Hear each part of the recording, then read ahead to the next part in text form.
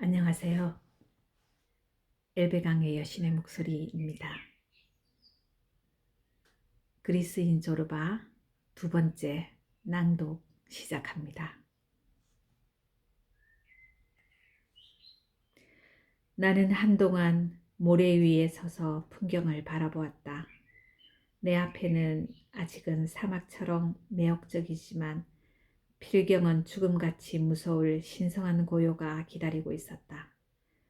부처의 노래가 내가 선 대지에서 솟아나 내 존재의 심연으로 들어왔다.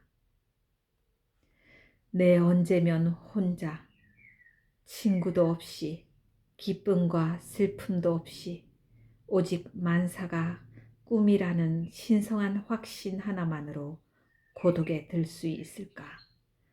언제면 욕망을 털고 누더기 하나만으로 산속으로 묻힐 수 있을꼬?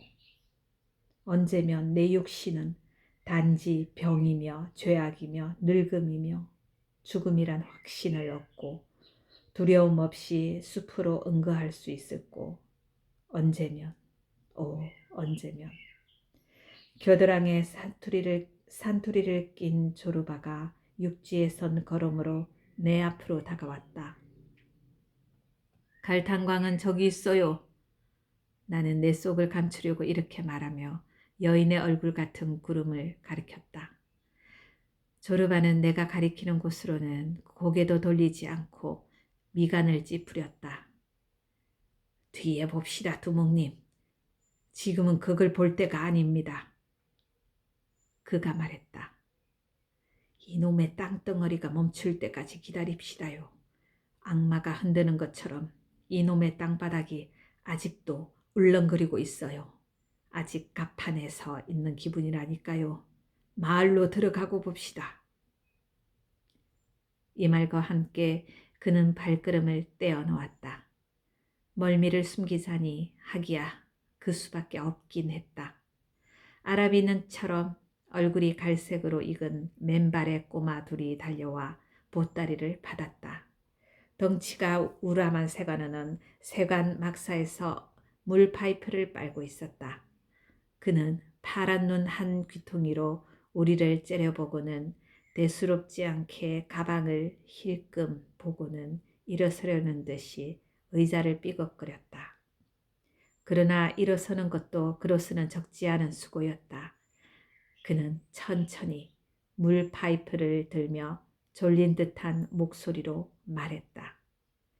잘 오셨소. 꼬마 둘 중 하나가 내게 다가왔다. 꼬마는 올리브처럼 까만 눈으로 윙크하고 나서 수작을 걸었다. 크레타 사람이 아니래요. 아주 게을러 빠졌으니까. 크레타 사람은 게을러 빠지지 않았니? 그래요. 네, 크레타 사람도 게을러요. 꼬마 크레타인이 대답했다. 하지만 식이 달라요. 마을은 뭐니? 총 쏘면 맞을 거리예요. 보세요. 저 골짜기에 있는 발 너머죠. 좋은 마을이에요, 아저씨. 없는 게 없어요. 콩나무, 콩밭, 포도원, 기름, 포도주, 그리고 저기 모래밭에서는 크레타 섬에서는 가장 먼저 따는 오이, 토마토, 가지, 그리고 수박이 나요. 아프리카에서 불어오는 바람에 빨리 익는 거예요. 밤에 과수원에 앉아 있으면 열매가 굵는 소리와 터지는 소리가 들려요. 조르바는 앞서가고 있었다. 그의 머리는 여전히 힘겨워 보였다. 그가 침을 탁 뱉었다. 힘내요 조르바. 내가 그를 불렀다. 다 왔잖소. 이젠 겁낼 게 없대로 그러네. 우리는 걸음을 빨리 했다. 흙에는 모래와 조개 껍질이 섞여 있었고 이따금씩 위석류, 야생 무화과, 갈대뿌리, 현삼이 길바닥으로 뻗어나와 있었다. 날씨는 무더웠고 구름은 아래로 내리깔리고 있었으며 바람은 자기 시작했다. 우리는 나이를 먹어 속에 구멍이 생기며 뒤틀리기 시작한 거대한 무화과 나무 옆을 지났다.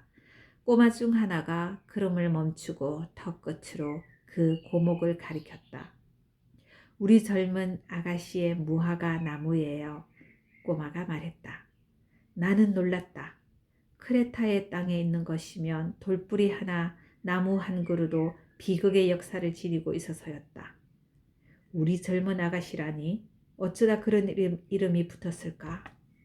우리 할머니 때 얘기래요. 어느 지주의 딸이 목동을 사랑했대요. 아가씨의 아버지가 어디 말을 들어준대요. 젊은 아가씨는 울며 불며 사정했대요. 그래도 늙은 아버지는 어쩔 수 없었죠. 어느 날 밤 이 두 사람이 사라졌어요. 영감님만 빼고 온 마을 사람들이 다 찾아나서 하루, 이틀, 사흘, 일주일을 찾았지만 못 찾았대요. 그런데 냄새가 나기 시작했죠.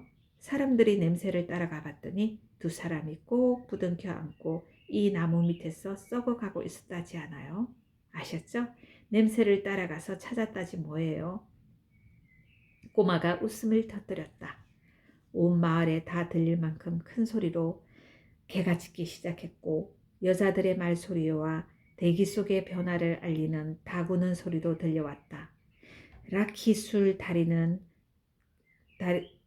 달에서 나온 포도 향기도 바람에 실려왔다. 마을에 다 왔어요.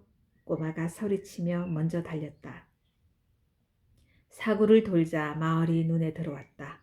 흡사 계곡을 옆으로 기어오르는 듯한 마을이었다.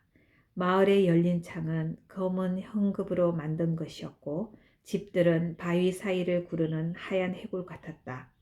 내가 조르바를 따라잡았다. 행동거지를 조심합시다. 마을로 들어가니까. 나는 그에게 당부했다.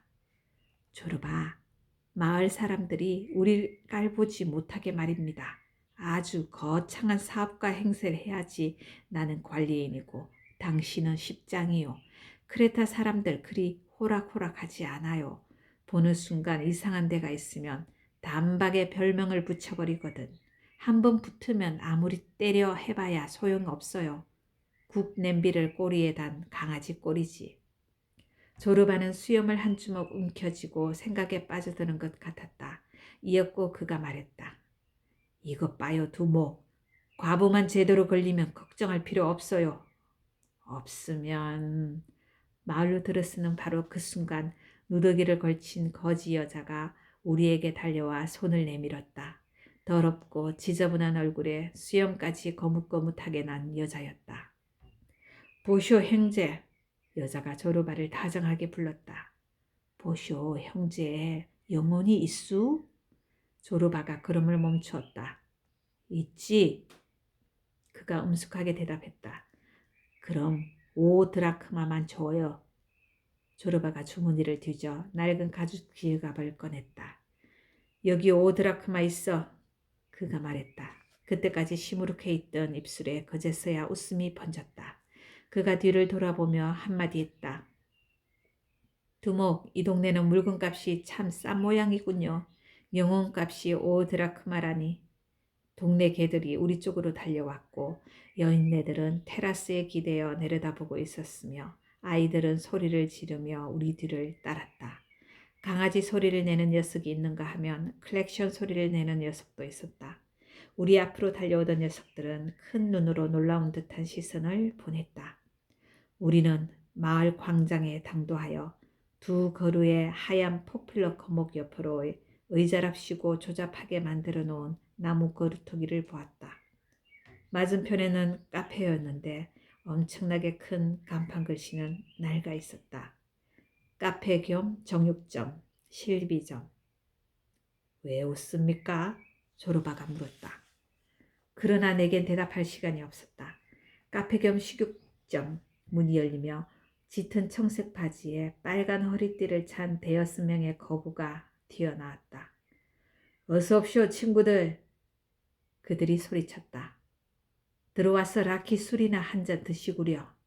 금방 따른 거라 아직 따뜻하답니다. 조르바가 혀를 찼다. 어떡할까요 두목? 그가 돌아보며 내게 윙크했다. 한 잔 할까요? 우리는 라키 술을 한 잔씩 들어 속을 풀었다. 카페 겸 정육점 주인은 건장하고 활달한 데다 곱게 늙은 영감이었는데 그가 우리 몫으로 의자를 내어왔다. 나는 묵을 만한 데가 있느냐고 물었다. 오르땅스 부인에게나 가보시구려. 누군가가 소리쳤다. 여기 프랑스 여자가 있소? 나는 놀랐다. 어디서 왔는지 알게 뭐여. 안 돌아다닌 데가 없을 테니까. 돌아다니다 돌아다니다 이제 여기 눌러앉아 여인숙 하나 꾸리고 있지요. 사탕도 팔아요. 아이가 소리를 질렀다. 바르고 칠하고 화장이 요란해요. 또 누군가가 말했다. 목에는 리본을 두르고 앵무새도 기르고 있대요. 과부? 그 여자 과부요? 조르바가 물었다. 카페 주인이 자기의 짙은 잿빛 수염을 비틀었다. 어이, 이 수염 몇 개나 되는지 셀 수 있겠소? 몇 개요? 그 여자가 몇 놈이나 되는 녀석의 과부인지 어떻게 알아듣겠소? 알아듣고 말고. 조르바가 입술을 핥으며 대답했다. 당신도 그 여자 덕분에 호라비가 된 거 아니요? 예끼, 자네나 조심하소. 노인이 소리치자 모두가 웃음을 터뜨렸다. 우리는 술을 한 잔씩 더 들었다. 카페 주인이 보리빵과 염소젖으로 만든 치즈, 배를 얹은 쟁반을 내어놓았다. 이 사람들 자꾸 수습거리지 마소. 마담 집에 가는 건 꿈도 못 꾸게 해야 해. 여기서 오늘 밤을 묵게 될 거야. 곤도만 올리오. 내가 이분들을 모실 작정이야. 노인이 말했다. 우리 집에는 애도 없고 집이 커서 방이 많거든. 안 됐습니다. 아나그노스티 아저씨. 카페 주인의 노인의 귀에 대고 소리를 질렀다. 내가 먼저 말했어요. 자네가 한 사람 밖에. 아나그스토스 영감이 말했다. 한 사람은 내가 모실 테니까 늙은 친구를. 어느 늙은 놈 말이오? 조르바가 늙었다는 말에 재빨리 반격했다. 우린 함께 있을 겁니다. 나는 이렇게 말하면서 조르바에게 내 말에 토를 달지 말라는 신호를 보냈다. 우리는 함께 있어야 하니까 오르땅스 부인의 여인숙으로 가겠어요. 어서 오십시오. 어서 오세요. 희끗희끗한 황갈색 머리카락에 키가 작고 몸짓이 실팍한 여자가 안짱다리 걸음으로 아장거리며 포플러 아래를 걸어 나왔다. 턱에는 털까지 돋아난 점이 있었다. 목에는 붉은색이 짙은 벨벳 리본을 돌려 감고 있었고 쪼그라진 뺨에는 자줏빛 분자국이 드러나 보였다. 조그만 머리 타래가 이마에서 찰랑거리는 봄이 노년의 레글롱에 나오는 사라 베론하르트 같았다. 뵙게 되어 반갑습니다. 오라탕스 부인. 나는 갑자기 농담이 하고 싶어진 나머지 그녀 손에 키스까지 하려고 했다. 인생이 갑자기 동화 아니면 템페스트의 도입부가 된 꼴이었다.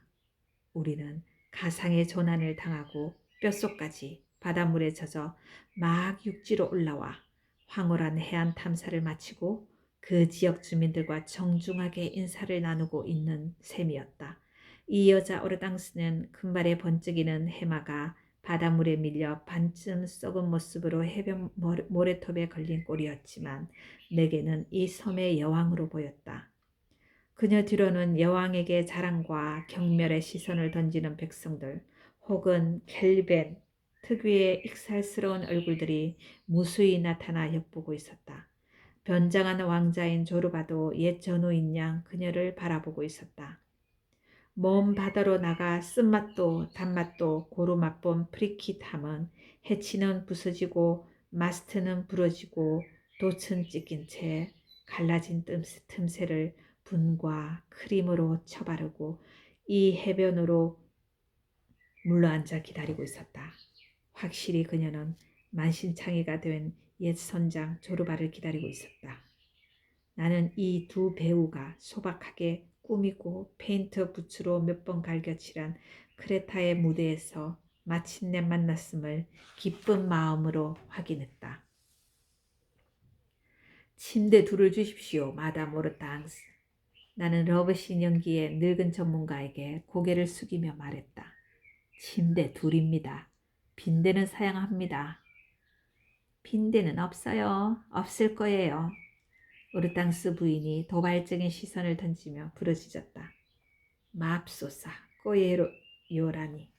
캘리벤의 익살스러운 입이 그냥 있지 못했다. 없어요. 정말 없어요. 오르탕스 부인이 통통한 발로 반석을 밟으며 대답했다. 그녀는 짙은 하늘색 스타킹에 실크 리본을 단 궁전 구두를 신고 있었다. 이 집은 안 되겠어, 프리마돈나. 악마가 당신을 물어가겠는데? 칼리벤이 다시 소리쳤다. 그러나 오르탕스 부인은 이미 앞서 걸으며 우리에게 길을 내어주었다. 분과 싸구려 비누 냄새가 났다. 조르바는 뒤를 따르며 벌써 탐욕스러운 눈길로 뒷모습을 감상하고 있었다. 두목, 저것 좀 보쇼. 그가 속삭였다. 저 잡년이 궁둥이 흔드는 것 좀 봐요. 삐뚤. 꼬랑지에 기름이 잔뜩 오른 암양 가꾼 그래. 큼직한 빗방울이 두어 방울 떨어졌다. 하늘엔 구름이 덮여 있었다. 산 뒤로 푸르스만 번개가 내리고 있었다. 하얀 양피 케이프를 둘러쓴 젊은 처녀들이 양과 염소를 목초지에서 집으로 서둘러 몰고 있었다. 부엌 앞에 쪼그리고 앉은 여자들은 밤 불씨를 다독거렸다.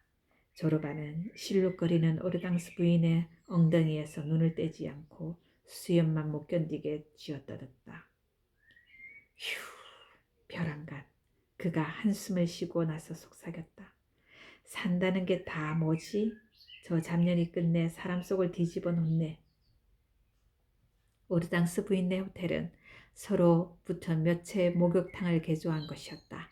첫 번째 건물은 사탕, 담배, 땅콩, 램프, 신지, 자파와 양초, 안식향 따위를 살 수 있는 가게였다. 거기에 연접해 있는 네 채는 흡사, 합숙소 같았다. 마당 뒤로는 부엌, 세탁장, 닭장, 토끼장이 있었다. 추위에 깔끔하게 다듬은 모래엔 대나무와 배나무가 자라고 있었다.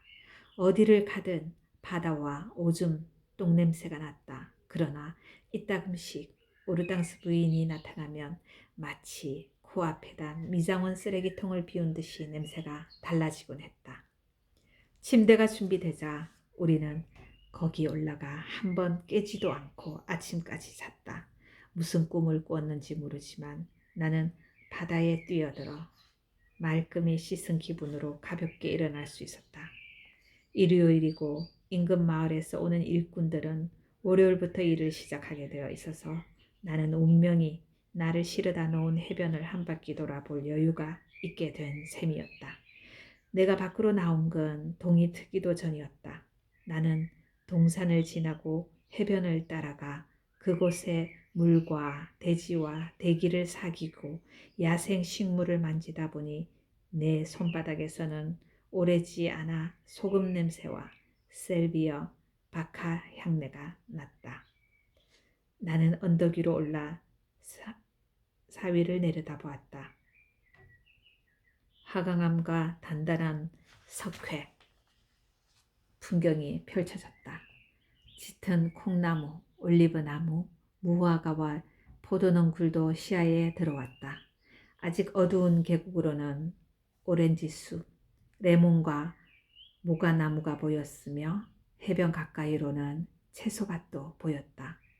바다가 펼쳐지는 남쪽으로는 아프리카에서 달려온 듯한 파도가 크레타스의 해안을 물어뜯고 있었다. 가까이 있는 모래섬들은 막 솟아오르는 아침 햇살에 장미빛으로 반짝거렸다. 내 마음의 이 크레타의 시골 풍경은 잘 다듬은 산문, 단정한 어순, 절도 있는 표현, 군더더기 수식을 피한 강력하고도 절제된 산문 같다는 생각이 들었다. 이런 산문은 필요한 모든 것을 극히 절제된 언어로 표현했다. 여기엔 경박한 때도 자기적인 구속도 없었다. 표현해야 할 것은 위험 있게 표현했지만 엄격한 행간에서는 의외의 감성과 애정을 느낄 수 있었다. 계곡에서는 레몬과 오렌지 나무가 대기를 향내로 물들였고 바다의 광막한 넓이에서는 무궁한 싯기가 흘러나왔다. 크레타, 나는 나직히 불러보았다. 그레타.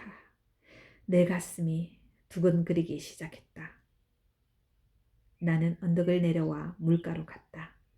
눈처럼 하얀 셔를 두르고 노란 장화에 스커트를 걷어올린 처녀들이 제잘거리며 다가왔다. 산 너머 바다에 대조되어 하얗게 반짝이는 수녀원으로 미사를 드리러 가는 처녀들이었다. 나는 걸음을 멈췄다. 나를 보자 처녀들의 웃음소리가 멎었다.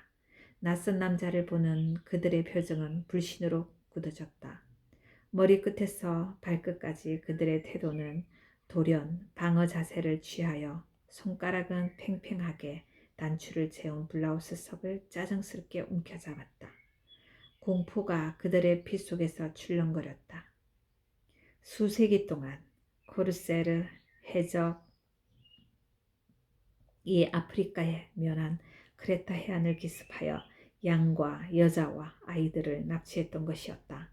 해적들은 붉은 혁대로 전리품을 묶어 선창에 쳐놓고는 알제리, 알렉산드리아, 베이루트 등지에서 팔아넘겼다.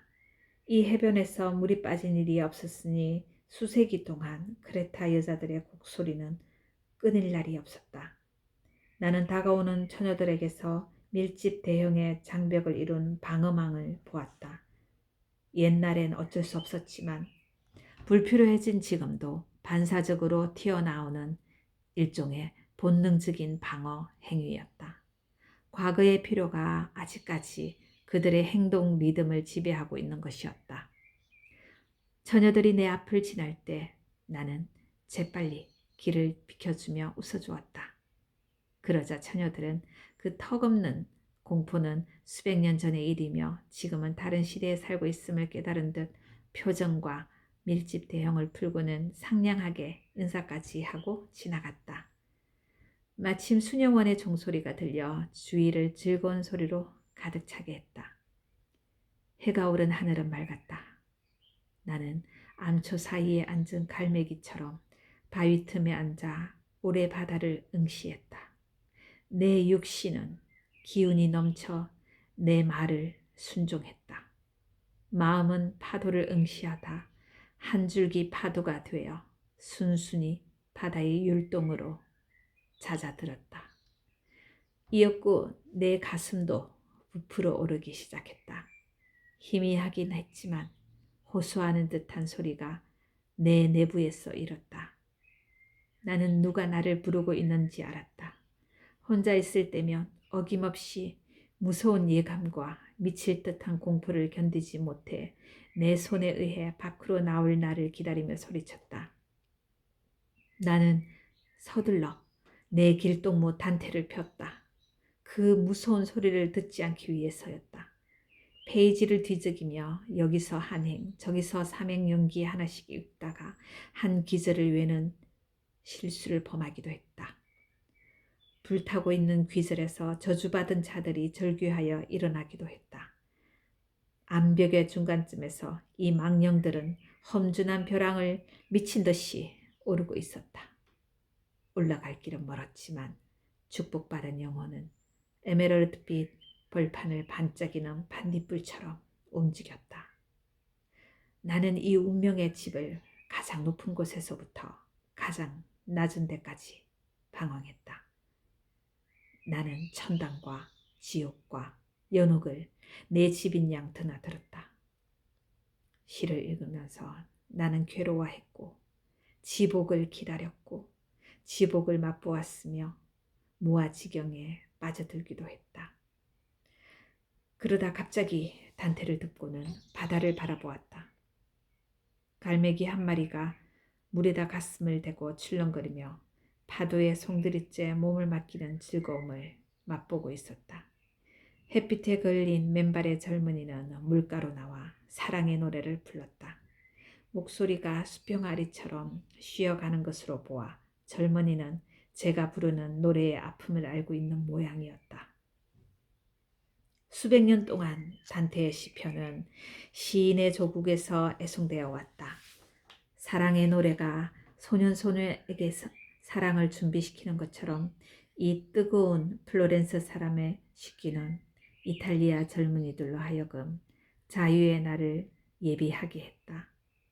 대를 이어 사람들은 시인의 혼으로 대화를 나누었고 마침내 노예 생활을 자유로 바꾸는 것이었다. 뒤에서 웃음소리가 들렸다. 나는 그만 단테의 하늘에서 떨어지고 말았다. 돌아보자 조르바가 뒤에 있었다. 그의 얼굴은 웃음으로 일그러졌다. 참 두목님, 잘하는 짓입니다. 그가 소리쳤다. 몇 시간을 찾았습니다만 이런 데 계실 줄 누가 알았겠습니까? 내가 아무 대꾸도 안 차 그가 말을 계속했다. 정오가 지났어요. 닭 요리를 하고 있는데 이러다 아주 다 바스라지고 말겠어요. 몰라서 이러고 있어요? 알지. 하지만 남 별로 시장하지 않아요. 시장하지 않으시다. 조르바가 자기 넓적 다리를 탁 치더니 갑자기 시끄러워졌다. 하지만 아침부터 아무것도 먹지 않았잖아요. 육체에는 영혼이란 게 있습니다.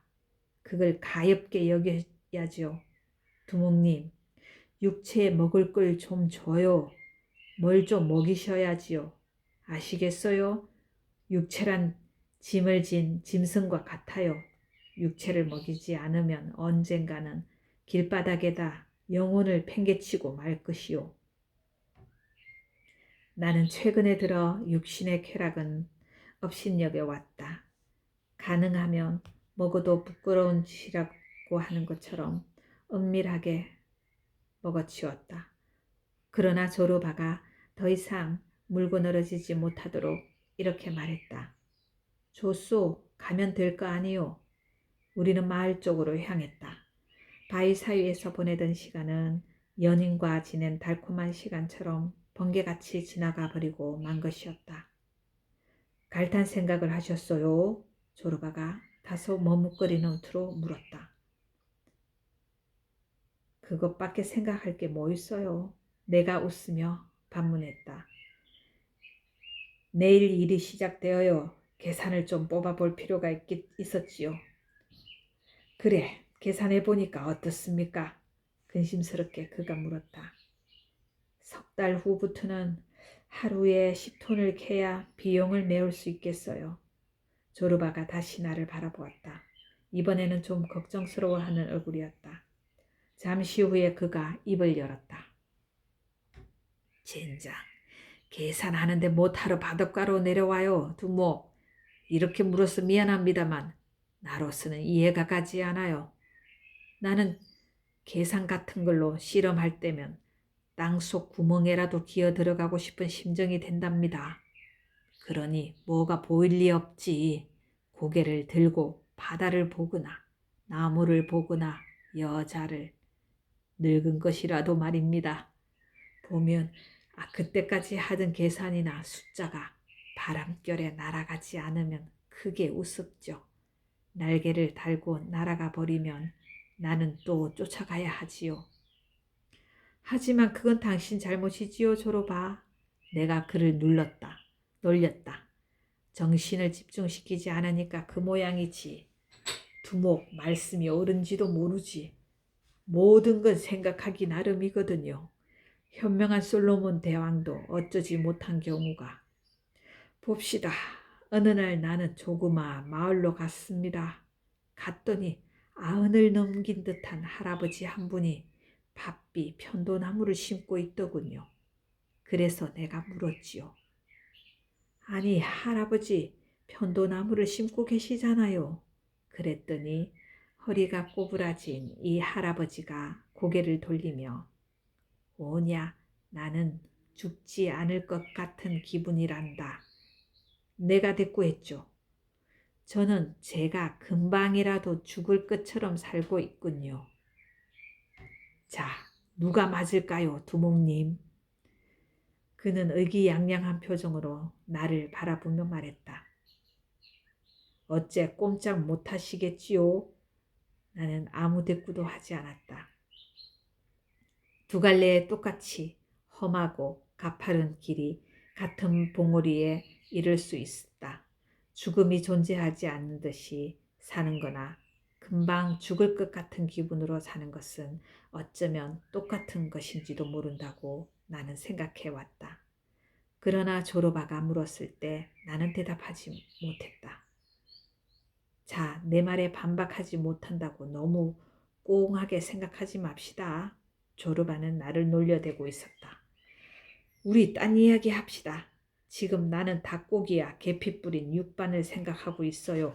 내 머릿속은 갓 쪄낸 육반처럼 김이 무럭무럭 납니다. 먼저 먹읍시다. 먼저 배를 채워놓고 그 다음에 생각해 봅시다. 모든 게 때가 있는 법이지요. 지금 우리 앞에 있는 건 육반입니다. 우리 마음이 육반이 되게 해야 합니다. 내일이면 갈탄광이 우리 앞에 있을 것입니다.